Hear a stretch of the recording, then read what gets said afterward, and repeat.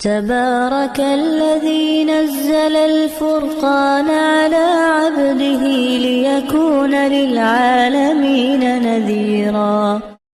الحمد لله رب العالمين والصلاة والسلام على سيد الأنبياء والمرسلين. أما بعد، أعوذ بالله من الشيطان الرجيم. بسم الله الرحمن الرحيم.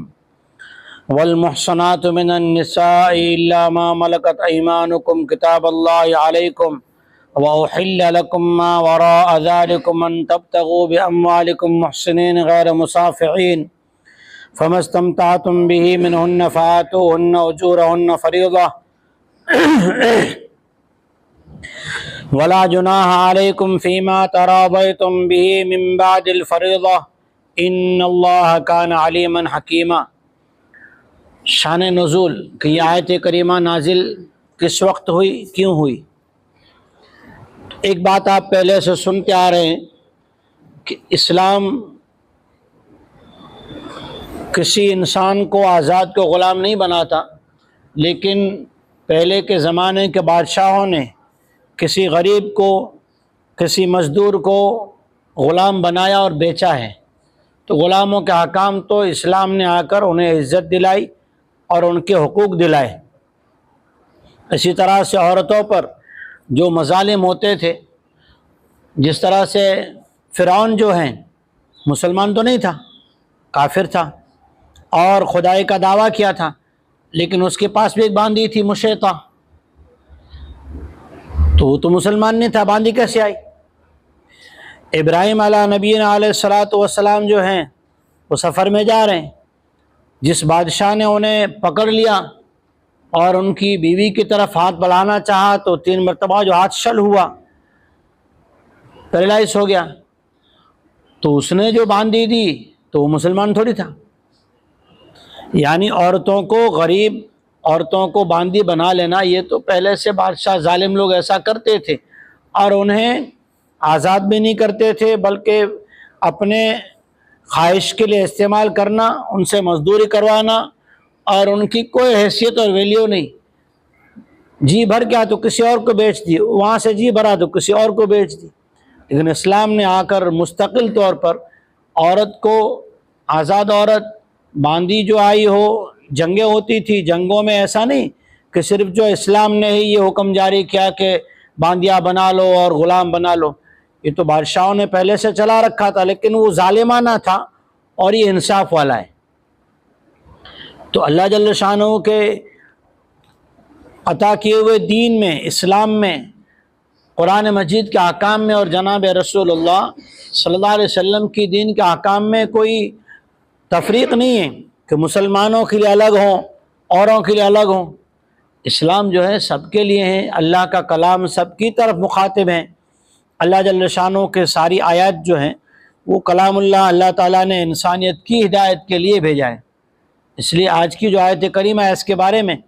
ابو سعید خدری رضی اللہ تعالیٰ عنہ کے صحیح بخاری مسلم میں روایت ہیں. ابو سعید خدری کہتے ہیں کہ ایک جنگ کے اندر کچھ عورتیں آئیں، قید ہو کر آئیں. اب قید ہو کر آئیں تو مسلمان تو تھی نہیں، وہ تو یہودی تھی یا مشرک تھی یا کافر تھی.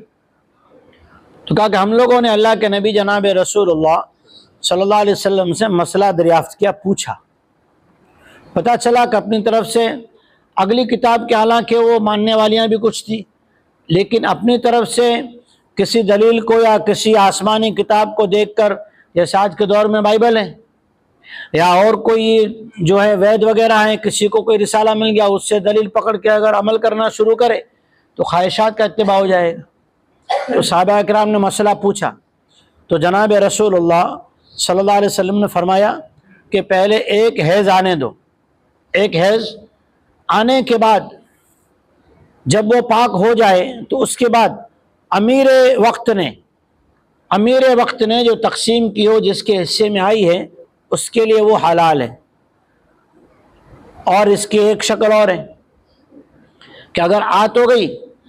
لیکن آنے کے بعد اتفاق ایسا ہوا کہ اس کا شوہر بھی وہاں سے آ گیا بھاگ کے، جنگ ختم ہو گئی، وہاں سے بھاگ کے آ گیا، اس نے آ کے اسلام قبول کر لیا، تو پھر وہ عورت اگر امیر مناسب سمجھتا ہے تو اسی شوہر کے حوالے کر دی جائے گی جس نے اسلام قبول کر لیا ہے، ورنہ اگر وہ اسلام قبول نہیں کرتا اور دارالحرب میں ہی رہتا ہے تو جیسا کہ آپ پہلے سن چکے ہیں تو ساری چیزوں سے کیا ہو جائے گا، محروم کر دیا جائے گا، اور اس کی بیوی وہ جو ہے یہاں باندی بنا کے تقسیم میں دے دی جائے گی۔ لیکن اس کے بھی احکامات ہیں اور اس کی بھی عزت ہے، اس کا بھی مان اور سنمان ہے۔ یہ صرف اسلام ایسا ہے کہ جو انسانوں کو، جانوروں کو، سب کو حق دلاتا ہے۔ جیسا آپ کو میں نے پہلے بھی سنایا تھا کہ ایک صحابی رضی اللہ تعالیٰ عنہ آئے، حضور پاک صلی اللہ علیہ وسلم جا رہے تھے، راستے میں ایک اونٹ سامنے سے آیا، صحابہ بھی ساتھ تھے، تو اونٹ آیا تو اونٹ نے جو ہے گردن لمبی کی اور منہ سے کچھ بولنے بھی لگا اور آنکھ سے آنسو بھی جاری ہو گئے۔ آنکھ سے آنسو آئے تو اللہ کے نبی صلی اللہ علیہ وسلم اس کے پاس جا کر بیٹھے، جب بیٹھے تو اس کے کان پہ یہاں ہاتھ پھرایا اور پھر اس سے بات چیت کرنے کے بعد پھر پوچھا کہ بھئی یہ اونٹ کس کا ہے؟ تو صحابہ نے کہا فلاں صحابی کا۔ تو پھر اللہ کے نبی صلی اللہ علیہ وسلم نے اس صحابی کو بلوایا اور بلوا کر کہا کہ بھئی یہ اونٹ جو ہے یہ کہہ رہا ہے کہ بھئی جب جوان تھا میرے اندر بازوؤں میں طاقت تھی اور میرے گھٹنوں میں طاقت تھی، پیروں میں طاقت تھی تو میں وزن اٹھاتا تھا، اب میں بوڑھا ہو گیا، اب میں اپنے مالک جس نے میری جوانی میں میری خدمت کی آج بھی کرتا ہے، اگر میں بڑھاپے میں انکار کر دوں تو ناشکری ہوگی۔ حالانکہ اونٹ تو طاقت والا ہے، بھاگ بھی سکتا ہے، لیکن میں اپنے مالک کی ناشکری بھی کرنا نہیں چاہتا اور اب میں برداشت بھی نہیں کر سکتا۔ اللہ کے نبی نے جب یہ بات کہی تو صحابہ نے اس اونٹ کو کیا کر دیا؟ آزاد کر دیا۔ تو اسلام تو سب کے حقوق دلاتا ہے۔ والمحصنات من النساء الا ما ملکت ایمانکم، اور آزاد عورتوں میں سے آزاد عورتیں، نکاح شدہ عورتیں تمہارے لیے حرام ہیں۔ جیسا کہ پہلے حرام کی قسمیں بیان ہوئی تھی تو ان میں سے ایک حرام یہ بھی ہے کہ کسی کی منکوحہ ہو، شادی شدہ ہو، اس سے آدمی نکاح کر لیں تو یہ بھی حرام ہے۔ الا ما ملکت ایمانکم، مگر وہ جو تمہارے پاس باندیاں بن کے جنگ کے میدان میں آ گئیں۔ کتاب اللہ علیکم، یہ احکامات تمہارے اوپر اللہ کی جانب سے فرض ہیں۔ وَأُحِلَّ لَكُم مَّا وَرَاءَ ذَلِكُمْ، جتنی عورتیں حرام پہلے بیان ہو چکی، اس کے علاوہ کی عورتوں سے نکاح کرنا حلال ہے۔ ذَلِكُمْ أَن تَبْتَغُوا بِأَمْوَالِكُمْ مُحْسِنِينَ غَيْرَ مُسَافِحِينَ، ان حرام کردہ عورتوں کے علاوہ جس میں پہلے آ گئی تھی ماں ہے، بہن ہے، بھانجی ہے، بھتیجی ہے، خالہ ہے، پھر اس کے رشتے ہیں، رضائی بہن ہے، رضائی بھائی ہے، پھر جس سے شادی کی اس کی گود میں آئی ہوئی بچی ہے، اگر وہ رخصتی کے بعد اس سے نکاح کرے تو وہ بھی حرام ہے۔ یہ ساری چیزیں پہلے آ چکی، ایک یہ باقی تھی۔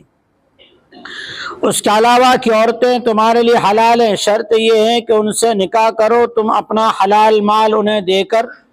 اور نکاح کرنے کا ارادہ ہو، گناہ سے بچنے کا ارادہ ہو، غیر مسافحین، صرف یوز کر کے پانی بہانے کا ارادہ نہ ہو۔ صافح کے معنی ہوتا ہے صرف پانی نکال لینا، جیسے ایک مرض چلتا ہے جوانوں میں مشت زنی کرنے کا، حدیث میں اس کے بارے میں بہت بڑی وعید آئی ہے، یہاں تک آیا ہے حدیث کے اندر کہ جناب رسول اللہ صلی اللہ علیہ وسلم نے فرمایا مشت زنی کرنے والا اپنے ہاتھ سے اپنی خواہش پوری کرنے والے کے ہاتھ سے قیامت میں بچے نکلیں گے۔ اس لیے بہت بڑا گناہ ہے۔ اس کے اندر حکماء نے، اطباء نے جو باتیں لکھی ہے اس کو اگر آدمی پڑھے نا تو آج کے زمانے کی بہت ساری جو کمزوریاں، آج جو لوگ دوائیاں لیتے ہیں اور بہت ساری گولیاں کھاتے ہیں، وہ وجہ یہ ہوتی ہے کہ جوانی شروع ہوتی ہے تو اس جوانی کے شروعات میں جو ہے خواہش کو برداشت کر نہیں سکتے، کنٹرول نہیں کرتے، پھر کیا کرتے، غسل خانوں میں جا کے اور پھر اس کے ساتھ جو ہے مشت زنی کر لیتے ہیں۔ اس سے زیادہ اس نس کے اندر کی جو نسیں ہیں نا وہ کمزور ہو جاتی ہیں، مادہ منیہ کمزور ہوتا ہے۔ اور طب نبی میں جو پرانی طب نبی تھی، میں نے آج سے تقریباً 22-23 سال پہلے پڑھا تھا، اس میں بھی بات لقمان حکیم علیہ السلام کے حوالے سے لکھی تھی کہ صرف یہ نہیں کہ مشت زنی کرنے سے منی کمزور ہوتی ہے، وریہ کمزور ہوتا ہے، نسیں کمزور ہوتی ہیں، اس کے پٹھے کمزور ہوتے ہیں، اس کے ساتھ ساتھ دو اہم چیزیں جسم کی کمزور ہوتی ہیں، آدمی کی عقل اور دل۔ یہ دو چیزیں بھی اس مشت زنی کی بیماری سے کمزور ہوتی ہیں۔ تو مقصد ہو نکاح کر کے حفاظت میں رہنا، نہ کہ صرف پانی بہا لینا۔ فَمَسْتَمْتَعْتُمْ بِهِ مِنْهُنَّ فَآتُوهُنَّ أُجُورَهُنَّ فَرِيضَةً، جو تم میں سے ان کے ساتھ فائدہ اٹھائے نکاح کر کے تو ان کے مہر بھی ادا کر دے۔ یہ نہ سمجھے کہ باندھی ہیں اور اس کے مالک نے مجھے دے دی، میں نے نکاح کر لیا تو باندھی ہے تو اس کا مہر کیا دینے گا؟ نہیں، یہ باندھی ہے تو انسان ہے، یہ عورت ہے، اس کا حق ہے، اس کی عزت ہے، اس کا بھی ایک فریضہ ہے تو اس کے مہر اس کو ادا کی جائے۔ فریضہ، یہ تمہارے لیے فرض ہے تو اس کے مہر ادا کرو۔ اب اس کے مالک کو ادا کرو یا اس کو مہر ادا کر دو، دونوں میں سے اس کو اجازت ہے، اس لیے کہ کسی مالک نے آپ کو ہدیہ کی ہوئی ہے۔ وَلَا جُنَاحَ عَلَيْكُمْ فِي مَا تَرَاضَيْتُمْ بِهِ مِن بَعْدِ الْفَرِيضَةِ، اور تمہارے آپس میں ایک دوسرے سے رضامند ہو جانے کے بعد اگر مہر بڑھا دو تو بھی اس میں اللہ کی طرف سے کوئی سختی نہیں ہے، اور اگر عورت راضی ہو کے اچھے اخلاق دیکھ کر اور انصاف و احسان دیکھ کر اپنی طرف سے معاف کر دے تو بھی کوئی حرج اور گناہ نہیں ہے۔ لیکن معاف کرانے کا جو رواج قریش میں تھا ویسا نہیں، اتنا مجبور کرتے تھے وہ جاہل لوگ اسلام کے پہلے سے کہ مجبور کرتے تھے عورت کو یا تو مہر پر سے ہاتھ اٹھا لے ورنہ ظلم برداشت کر لے۔ تو ایسا آج بھی ہوتا ہے ایسا۔ ان اللہ کان علیما حکیما، بے شک اللہ تعالیٰ تمہارے نیتوں کو اور ارادوں کو جانتا بھی ہے، حکمت والا ہے۔ اس لیے اگر آزاد عورتوں سے نکاح نہیں کر سکتے تو باندیاں حلال کر دی نکاح کے لیے، نکاح کے بعد حلال کر دی۔ اگر اللہ جل شانہ حلال نہ کرتا ہم کیا کر سکتے؟ تو اللہ حکمت والا بھی۔ وَمَن لَّمْ يَسْتَطِعْ مِنكُمْ طَوْلًا أَن يَنكِحَ الْمُحْصَنَاتِ الْمُؤْمِنَاتِ فَمِمَّا مَلَكَتْ أَيْمَانُكُم مِّن فَتَيَاتِكُمُ الْمُؤْمِنَاتِ، اور جو تم میں سے آزاد عورتوں سے نکاح کرنے کی طاقت اور صلاحیت نہ رکھتا ہو کہ وہ مومن آزاد عورتوں سے نکاح کر سکے، تو جو تمہارے آپس کے اندر ایک دوسرے کے پاس باندیاں ہیں مؤمنات، ان سے نکاح کر لے، ان سے نکاح کر کے اور ان کا مہر ان کو ادا کر دے۔ واللہ اعلم بایمانکم، باندھی ہونے کی وجہ سے ایسا نہیں ہے کہ وہ حیثیت سے اور حکم کے اعتبار سے کمزور ہے تو تقوی میں بھی کمزور ہوگی،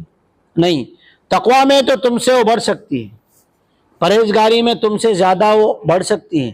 اس لیے ایسا نہیں تمہارے ایمان کے بارے میں تم اپنے اعتبار سے سوچو کہ ہم آزاد ہیں وہ باندھی ہیں تو ہم جو ہے اس پر فوقیت رکھتے ہیں، فضیلت والے، ایسا نہیں ہے۔ واللہ اعلم بایمانکم، تمہاری مسلمانی ہمارے ایمان کو، کیفیت کو، ایمان کے مرتبے کو، ہماری عبادات کو، اللہ کے تعلق کو اللہ ہی جانتا ہے، ظاہر میں کوئی جانتا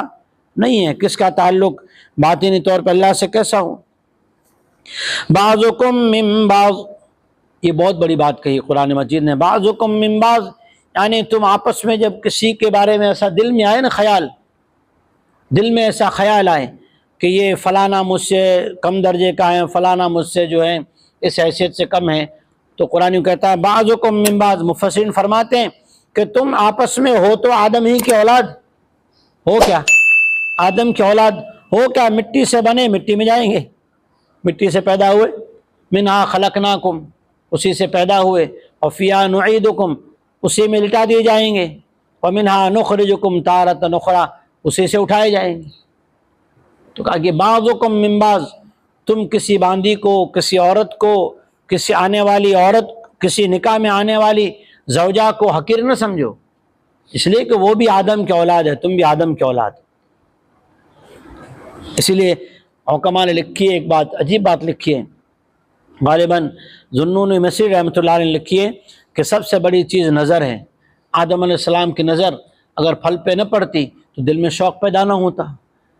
زلیخا کی نظر یوسف علیہ السلام پہ نہ پڑتی تو ان کو فتنے میں نہ ڈالتی۔ یہ ہے نظر، کہ نظر پڑی تو پھر خطرات سامنے آئے، دھوکہ ہے تو کہ نظر سے نہ دیکھے، تقوی سے دیکھے کہ ہے تو وہ بھی انسان، میں بھی انسان، کیوں ظلم کروں اس پہ، اور اگر کسی پہ زیادتی کر دی اور اسی لمحے کے بعد اگر انتقال ہوا تو کہاں جائیں گے، کیا جواب دیں گے۔ بعضکم من بعض فانکحوہن بإذن اہلہن وآتوہن اجورہن بالمعروف محصنات غیر مصافحات ولا متخذات اخدان، اور ان سے نکاح کر لو ان کے مالکوں کی اجازت سے،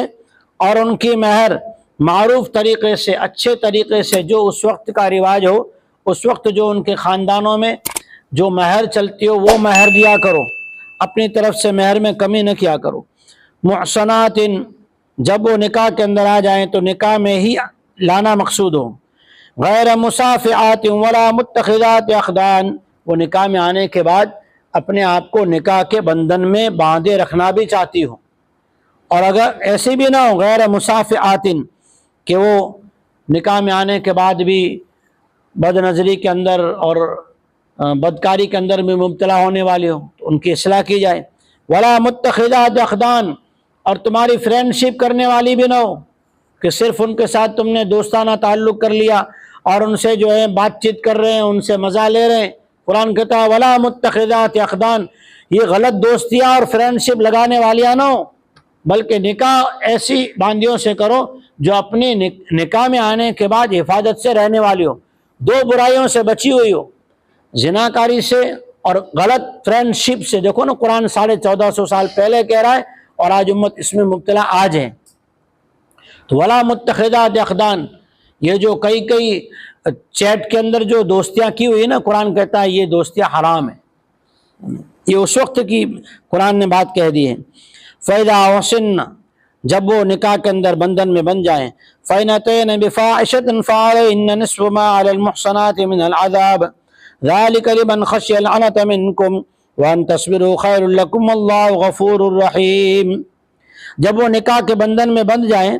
اور پھر اگر کوئی گناہ کر بیٹھیں تو ان کے لیے آزاد عورتوں کی سزا میں سے آدھی سزا ہے، 50 کوڑے، 50 کوڑے سزا ہے ان کے لیے اگر ان سے غلطی ہو جائے۔ ذالک، یہ ان لوگوں کے لیے ہیں جو ڈر کے اندر جو ہیں گناہ میں مبتلا ہونے سے ڈرتے ان کے لیے ہیں، ورنہ بہتر تو ہے کہ آزاد عورت سے ہی نکاح کیا جائے۔ اور اگر تم پھر بھی اپنے آپ کو بچاؤ اور صبر کر لو تو تمہارے لیے بہتر ہیں، اور اللہ تعالیٰ تو معاف کرنے والا بھی ہے، رحم کرنے والا بھی ہے۔ اور اس کے اندر جو ہے یہ ہے کہ لمن خشی العنت منکم، کہ وہ ڈرنے والا ہو۔ اس کے بعد مفتی شفیع صاحب رحمۃ اللہ نے بہت عجیب باتیں لکھی ہیں کہ آج کے دور میں مسلمان، حضرت مفتی شفیع صاحب اپنے زمانے میں لکھ رہے ہیں کہ مسلمانوں نے قرآن احکامات نہیں پڑھے اور قرآن احکامات کو نہیں سمجھا، جس کی وجہ سے جو ہے نکاح دن بدن بہت مہنگا ہو گیا، کہ نکاح میں سے شادی بن گئی، شادی میں سے میرج ہو گیا، میرج میں سے لگن ہو گیا، حالانکہ صرف نکاح تھا۔ تو اب جو ہے بہت مہنگا ہو گیا، اس لیے ان نکاحوں کو آسان کرنے کی کوششیں کرو۔ اللہ تعالیٰ ہمیں عمل کی توفیق عطا فرمائے۔ اللہ جل شانہ نے جو اسلام کے ذریعے سے انسانیت پہ احسانات کیے ہیں انہیں سمجھنے کی، سمجھانے کی اور اسے آگے شیئر کرنے کی توفیق عطا فرمائے۔ سبحان اللہ و بحمدہ۔ دین کی بات پھیلانا صدقہ جاریہ ہے، ثواب کی نیت سے ویڈیو کو شیئر ضرور کیجیے۔ جزاک اللہ۔